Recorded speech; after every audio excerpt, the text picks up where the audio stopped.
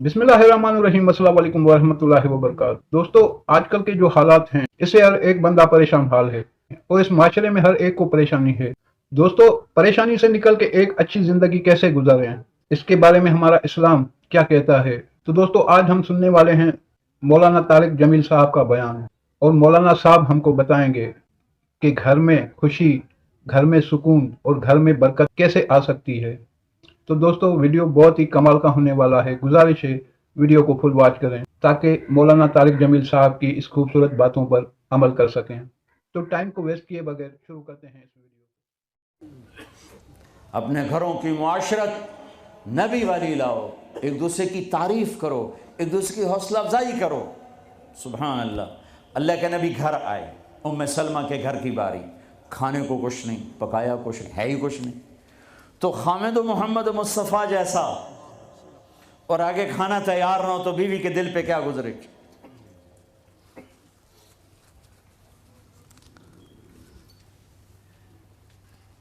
आपने पूछा उम्मे सलमा खाना खाने को कुछ है, तो एकदम उन्होंने बहुत ही नदामत लजाजत के साथ कहा, या रसूल अल्लाह कुछ नहीं है, ये सिरका पड़ा हुआ है।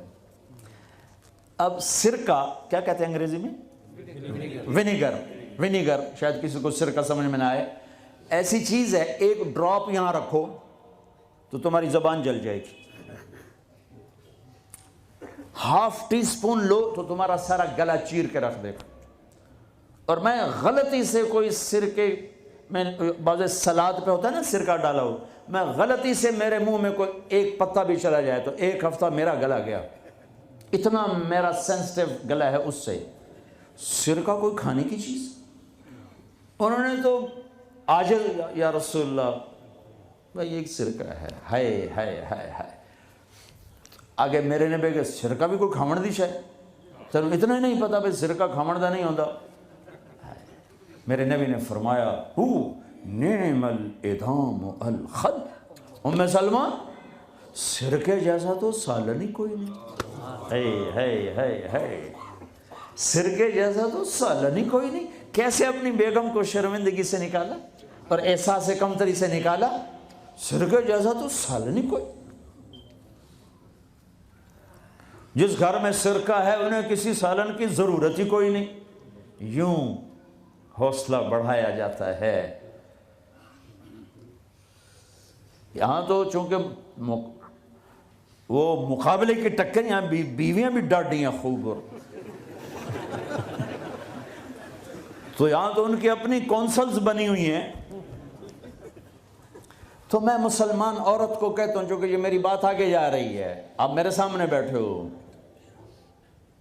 एक दूसरे को इज्जत दो, बर्दाश्त करो। मेरे नबी ने फरमाया, बेहतरीन मुसलमान वो है जो बीवी से अच्छा सलूक करता हो। और बीवी से फरमाया, मेरी शरीयत में सजदा होता तो बीवी से कहता खामिद को सजदा कर। बेहतरीन सदका औलाद की तरबियत है। पूरा घर मेरे नबी ने नक्शा बना, हर एक की कीमत बताई। माँ तेरे कदमों तले जन्नत, का काश मेरी माँ जिंदा होती, तुम देखते मैं क्या करता। मैं इशा की नमाज के मुसल्ले पर होता, मैं सूरत फातिहा पढ़ रहा होता, इधर से आवाज़ आती मेरी माँ की, मोहम्मद, तो मैं नमाज तोड़ के कहता लब्बैक अम्मा जान।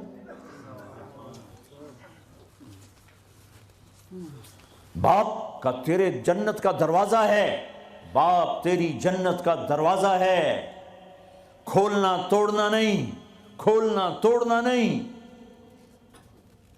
तोड़ दिया तो जन्नत में न जा सकोगे। सबसे बेहतरीन मुसलमान जो बीवी से अच्छा सलूक करे, सबसे बेहतरीन औरत जो अपने खामिद की मंशा को देखे। फिर आपने एक अजब बात फरमाई जो मुआशरे में बहुत बोझ बनता है जिसका, हाँ भाई तुम्हें ऐसा सदका बताऊं जिससे बढ़ के कोई सदका नहीं, तुम्हें ऐसा सदका बताऊं जिससे बढ़ के कोई सदका नहीं। उन्होंने कहा जी क्या? कहा अल इब्नतुल मरदूदा, जिसकी बेटी को तलाक हो गई या बेवा हो गई और घर वापस आ गई माँ बाप के, या माँ बाप नहीं है तो भाई हैं, وہ ایک بوجھ بنتی ہے ماں باپ پر بھی، اور بھائی تو ویسے ہی باغی ہو جاتے ہیں۔ میرے نبی نے فرمایا اس بچی پہ خرچ کرنا کائنات کا سب سے افضل صدقہ ہے۔ گھر، ایک گھر کیسے چلتا ہے؟ ہمارے ہاں پنجاب، سندھ، بلوچستان سرحد میں بہنوں کو وراثت میں کوئی حصہ نہیں ملتا، سب بھائی کھا جاتے ہیں۔ میرے نبی نے فرمایا جس کو اللہ نے 2 بہنیں دیں اس نے ان کا حق ادا کیا، شادی کی، حق ادا کیا۔ ماں باپ کی وراثت میں سے ہوتا ہے، اگر میں نے کوئی خود کمایا ہے اس میں بہنوں کا حق نہیں، ماں باپ سے اگر 1 روپیہ بھی آیا ہے تقسیم کیا جائے گا۔ جس نے بہنوں کا حق ادا کیا، شادی کی، حق ادا کیا، اس پہ جنت واجب ہو گئی۔ جس کو اللہ نے 3 بیٹیاں دیں، اس نے ان کی ڈولی اٹھائی، وہ جنت میں میرے ساتھ یوں ہوگا۔ ایک بولے، اگر 2 ہوں، کہ جس نے 2 بیٹیوں کی شادی کی وہ بھی ایسے ہوگا۔ اللہ بھلا کرے۔ ایک صحابی کا کہ جس کی 1 ہو، کہ جس کی 1 ہے، اگر اس نے اس کو عزت سے رخصت کیا تو وہ بھی میرے ساتھ ایسے ہی ہوگا۔ پھر کئی بچیوں کو طلاق پڑی ہے کہ اس کو بیٹا نہیں ہوتا۔ یہاں آنے سے پہلے کا واقعہ، پنڈی سے بچی رو رو برا حال اس کا، میں تو فون سنتا ہی نہیں ہوں ایسے کہ میرا تو کلیجہ پھٹ گیا ہے۔ ہے کہنے لگی کہ سسرال نے کہا تھا بیٹی ہوئی تو طلاق دے دیں۔ میں نے کہا اس میں میرا کیا قصور ہے، اور بیٹی ہی ہوئی اور مجھے طلاق پڑ گئی، اور میں گھر آ گئی 22 سال کی عمر میں۔ بیٹی دینے والا اللہ اور ظلم کرنے والا سسرال۔ میرے نبی کو اللہ نے بیٹے دے کے اٹھا لیے، قاسم اٹھا لیے، عبداللہ اٹھا لیے، ابراہیم اٹھا لیے، 4 بیٹیاں دی، 3 زندگی میں اٹھا لی، زینب، ام کلثوم، رقیہ، تینوں آنکھوں کے سامنے چلی گئیں۔ فاطمہ سے نسل چلی، آپ نے فرمایا لوگوں کی نسل بیٹے سے چلتی ہے، میری نسل میری بیٹی فاطمہ سے چلی۔ اس لعنت کو دھویا۔ عورت کا کیا قصور ہے اگر اس بیچاری کو بچیاں ہو رہی ہیں؟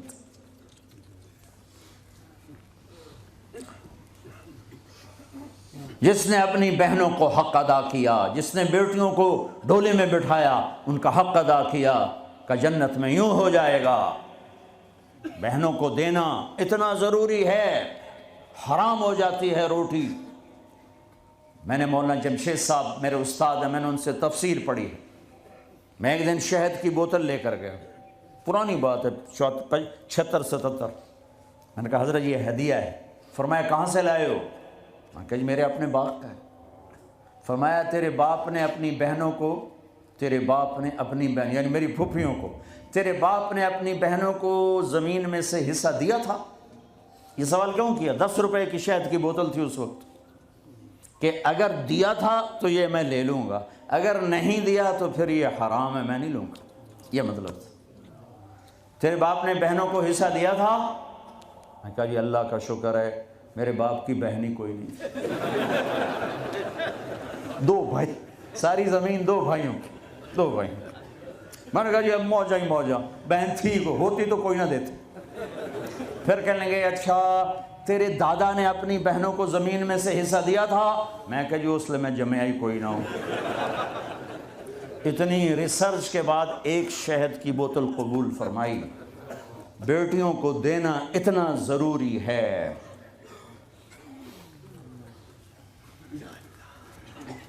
میں اپنے نبی والی معاشرت قائم کرو، اپنے نبی والی معاشرت قائم کرو، محبت ہو، سچائی ہو، الفت ہو، درگزر ہو، معاف کرنا ہو، طلاق سے بچو، جھوٹی شادیاں نہ کرو، پیپر کی شادیاں نہ کرو، اللہ کے واسطے یہ دھوکہ نہ دو۔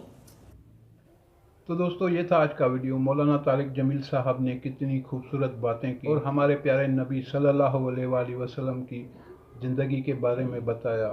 دوستو ویڈیو اگر اچھا لگا ہو تو اسے لائک کیجئے اور چینل کو سبسکرائب کیجئے، اور مجھے دیجئے اجازت، ملتے ہیں اگلے ایسے پیارے سے ویڈیو میں۔ اللہ حافظ۔